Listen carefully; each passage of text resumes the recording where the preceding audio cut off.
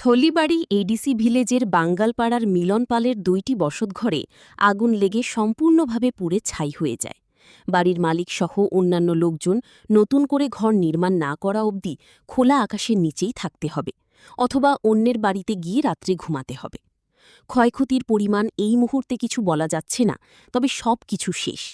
ঘটনার বিবরণে জানা যায়, ২১ জুন রবিবার রাত তখন ৩টি। বাড়ির মালিকসহ পরিবার ঘুমে মগ্ন।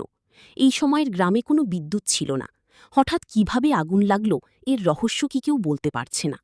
একসাথে হঠাৎ উভয় বসতঘরের চতুর্দিক থেকে দাউ দাউ করে আগুনের লেলিহান শিখায় আশেপাশের লোকজন ছুটে আসে বাড়ির পাশে। বসতঘরে যে সমস্ত লোকজন ছিল তারাও বেরিয়ে আসছে, বহু কষ্ট হয়।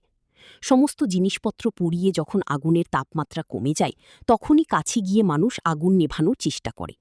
অনেকক্ষণ পরেই যাত্রাপুর থানার পুলিশ ও ফায়ার সার্ভিসের কর্মীরা যায়, কিন্তু ততক্ষণে যা কিছু হবার হয়ে যায়।